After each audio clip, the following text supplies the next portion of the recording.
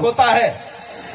जोधपुर का पत्थर लगावा, करोड़ों करोड़ों रुपए लगे हुए, और आखिरकार देखते हैं कि लोग भी हजारों इकट्ठे होते हैं, लेकिन आरती याद नहीं होती है।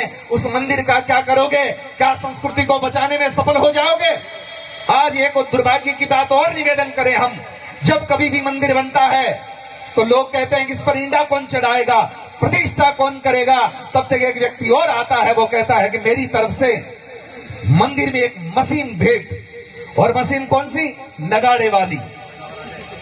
ये आप लोगों को तो बहुत बढ़िया लग सकता है, लेकिन मैं भारतीय संस्कृति को भविष्य भावते हुए ये बात कह सकता हूं, ये सनातन धर्म का और हिंदुओं का सबसे बड़ा दुर्भाग्य है कि आप अपने सनातन धर्म को मंदिरों से बाहर निकाल रहे हो उस मशीन के द्वारा।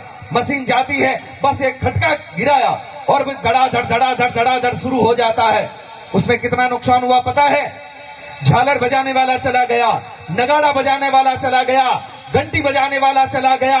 अब रही बात आपकी स्थितियां जो मैं कह रहा हूं, आपको अच्छा ना भी लगे, लेकिन इससे कोई फर्क नहीं पड़ता इस सन्यासी को, क्योंकि मैं जब से घर छोड़ करके निकला था, 6 वर्ष का था, तब से लेकर के आज दिन तक जीवन यात्रा कर रहा हूं।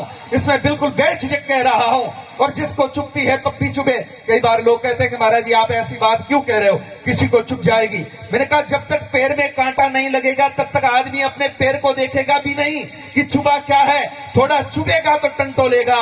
आज दिन तक आप 15-15 सालों से, पता नहीं कितने सालों से भजन संध्याएं कर रहे हो, मंदिर में आकर के मत्था टेक रहे हो, नाक रगड़ रहे हो, लेकिन आरती याद नहीं है। आपको नहीं लगता कि आपका सबसे बड़ा दुर्भाग्य है? क्या है आपकी भक्ति? आप कैसे प्रमाणित करोगे कि आप भक्त हैं बाएं बांके?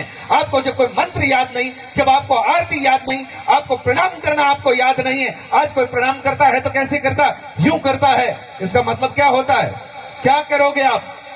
कुछ चीजें साधु संतों की सन्निधि में बैठ करके सीख लो, काम आएगी। लेकिन आजकल गुरुओं की भी कोई कमी नहीं है, बड़े बड़े होते हैं, उनको माइक से जो कुछ कहना सो कहना, लेकिन संस्कार देने में वो भी असमर्थ रह रहे हैं। भीड़ जुटाना सरल है, लेकिन संस्कारी 5 लोग तैयार कर देना बहुत बड़ी बात है। महाभारत के युद्ध को देखेंगे तो एक तरफ 3 करोड़ लोग थे और एक तरफ भगवान कृष्ण मात्र 5 बच्चों को लेकर के खड़े हुए थे, और उस पूरे महाभारत के युद्ध के निर्णय को बदल करके रख दिया। ये संस्कारों की बात होती है, सनातन की बात होती है, परंपराओं की बात होती है। इसलिए निवेदन करना चाहता हूं, मंदिरों से ये जितनी भी मशीनें हैं जल्दी से जल्दी बाहर निकालो। और आजकल आरती याद नहीं होती तो क्या हुआ पता है? मेमोरी कार्ड आ गया, पेन ड्राइव लगा करके और खटका डाल देते हैं, फिर ओम जय जगदीश हरे हो जाती है, ओम शिव ओमकारा शुरू हो जाती है। आपको कोई लेना देना नहीं। और मुझे तो कभी कभी भ्रम ये भी होता है कि जब नगाड़े बजते रहते मशीन वाले, तब वो आरती घुमाता ताकि किसी को पता न चल जाए कि पुजारी को खुद को भी आता जाता नहीं है। हकीकत तो ये है, क्योंकि बस नगाड़ा बजता रहता है, वो घुमा करके पूरा कर देता, पता भी नहीं चलता कि हकीकत क्या है। लेकिन क्या कहें क्या करें समझ में नहीं आता।